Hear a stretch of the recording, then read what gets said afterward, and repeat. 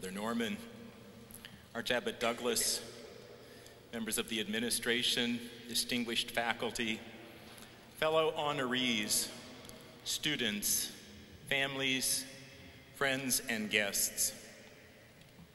If I had known, or even imagined, that one day I would be standing here to give an address at an honors convocation, I would have paid a lot more attention at past honors convocations.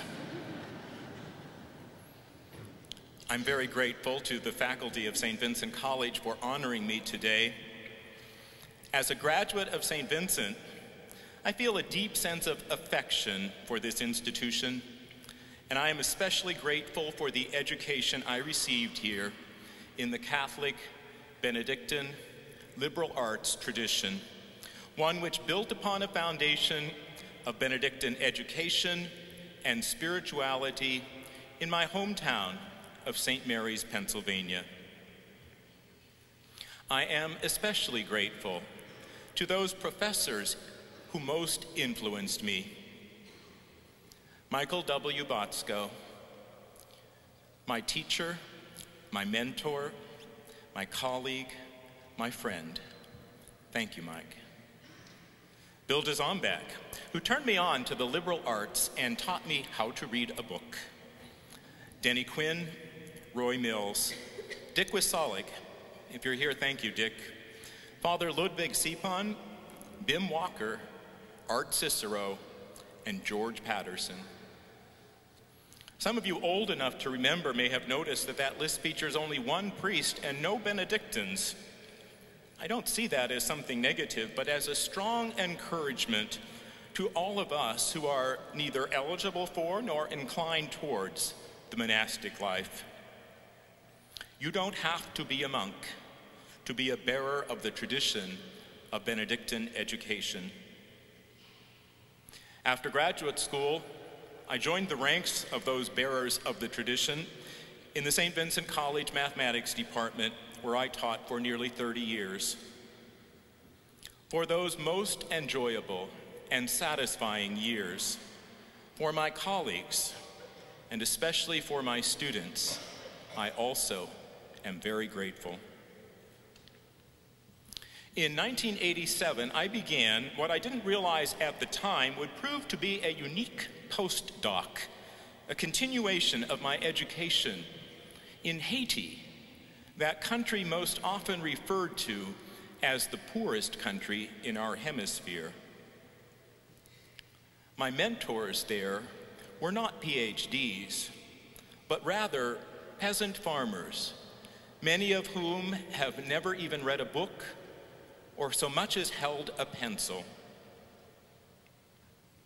My wife Deneen and I first went to Haiti in response to a book in which the author challenges the reader to encounter Jesus, not in the Holy Land, where he walked more than 2,000 years ago, but in what the author referred to as the unholy land, where he promised Jesus could be encountered among people who are desperately poor. He specifically named the area of Cité Soleil, or the City of the Sun, a vast slum built on what used to be the garbage dump of Port-au-Prince, the capital city of Haiti. We went to Haiti to see for ourselves. There we encountered a people who, in spite of their extreme material poverty, are remarkably rich. Rich in their hospitality and their warm welcome to strangers. Rich in their love for song and for dance and for the sheer joy of living. Rich in their culture and creativity, their industry and determination. And most especially, rich in their deep faith in God. After that first trip, I never planned to go back to Haiti, but try as I might, and I did try, I could not find an excuse sufficient for ignoring the needs that I saw there. My response began as simple compassion and charity. It grew to anger and indignation at the systemic injustices that keep poor people poor, and has evolved to a simple solidarity with brothers and sisters sharing a common humanity and a deep interconnectedness. Slowly, I began to appreciate some of the enormous challenges faced by the majority of Haitians. Extreme material poverty and, more importantly, extreme disparity between rich and poor. Unresponsive, ineffectual, and even corrupt government. Depletion of resources, including deforestation, pollution of water supplies, and erosion of soil, the natural capital, for many the only capital of Haitian peasants. Changing climate, resulting in diminished rainfall and extended dry seasons, unpredictable growing seasons, severe storms, and floods. Exploitative corporations and international trade relations, resulting in decreased food security, diminished agricultural production, and increased hunger and malnutrition. Most rural Haitians who live to maturity are masters of resilience and survival. But over the past 30 years, the social fabric of many rural communities in Haiti has been shredded, and their resilience is diminished. In 1999, we helped to create Partners in Progress to support sustainable community development in rural Haiti by collaborating with visionary leaders of strong grassroots community-based organizations in their efforts to develop strategies of resilience in the face of these challenges and their impacts. At some point, I began to see a bigger picture, and I began to think of Haiti as a kind of metaphor, a kind of window on our worlds, through which to see and to understand better, not just Haiti and the so-called third world, but our world as well.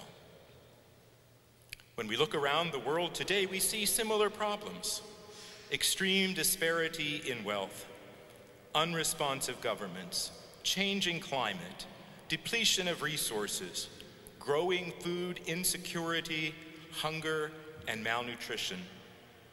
These problems are not restricted to Haiti. They are global, and they are increasing. For 2 centuries and longer, humankind has been on a collision course with the limits of the earth and of civilization itself. Civilization is facing its own unsustainability in the face of multiple challenges in the areas of the economy, energy, the environment, and even water and food. Dr. David Orr, Distinguished Professor of Environmental Studies and Politics at Oberlin College, identifies some of these unsustainabilities. The ongoing militarization of the planet, along with the greed and hatred that feeds it, are unsustainable. A world with ever-increasing numbers of desperately poor cannot be sustained and would not be worth sustaining anyway. The late Pope John Paul II, in his World Peace Day message, January 1st, 2000, warned that on the eve of the new millennium, the one issue that most challenges our human and Christian consciences is the poverty of countless millions of men and women in our world today. A world of ever-increasing economic, financial, and technological complexity cannot be sustained, as eventually it will overwhelm our capacity to manage. A global economy based on extraction and consumption cannot be sustained because they take more than they give back, or that nature can replace. And a spiritually impoverished world cannot be sustained because meaninglessness and despair corrode the very desire to be sustained and the belief that humanity is worth sustaining. But these unsustainable things are the very things which distinguish our age from previous ones. In my generation, it was the poet-songwriter Robert Allen Zimmerman, better known as Bob Dylan, who proclaimed that the times they are a-Changin'. And today, even more than in the 60s, the times they are a-Changin', and they're changing in ways that are utterly unprecedented. We stand at a turning point never before faced by our species or our planet. In these changing times, we are given a great gift of a great challenge, the challenge of our generation and even more of the generation coming of age today, what philosopher and theologian Thomas Berry called the great work is to fashion a controlled transition to a sustainable and sustaining community, to secure the great gift of life in all its forms, to pass it on undiminished to unnumbered generations. Our challenge is to become wise stewards and good ancestors. The challenge requires not superficial changes, but something deeper, something like growing up to full human stature. There are, quite frankly, not a lot of reasons to be optimistic. If by optimism we mean that we think the odds favor our success, there is, however, cause for hope. If by hope we mean a verb with sleeves rolled up and ready to get to work. As Berry reminds us, we did not choose the great work before us. We were chosen by a power beyond ourselves, and we must believe that that same Lord and giver of life who assigns our role will bestow on us the ability to fulfill it. Something else useful that I've learned from our Haitian brothers and sisters is that the transition to a sustainable and sustaining future will be greatly aided by cultivating a spirit of gratitude. When Haitians pray, more than 90% of their prayers are saying thank you.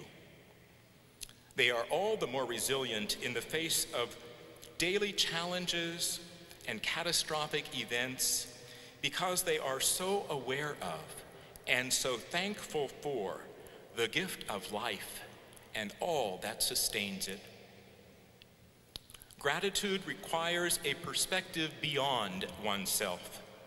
It is the art and science of applied love. It honors the great mystery of life itself.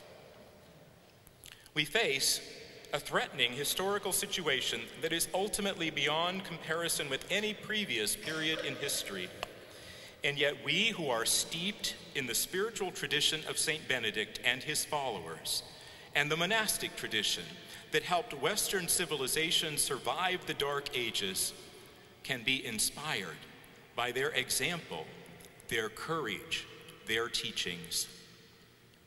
The values and hallmarks of that Benedictine communal way of life that has enabled it to endure for more than 15 centuries may not be sufficient to meet the challenges, but will, at the very least, be useful if we are to develop the resilience needed to forge a difficult path to a sustainable and sustaining future. To name but a few: prayer, that practice which fosters mindfulness of the spark of divine life in each of us and in every living being, and of the mysterious presence of God in all creation. Stability, that rootedness in a particular place among a land-based community of particular individuals and fellow beings. Frugality, the setting of limits on growth and the exploitation of material things.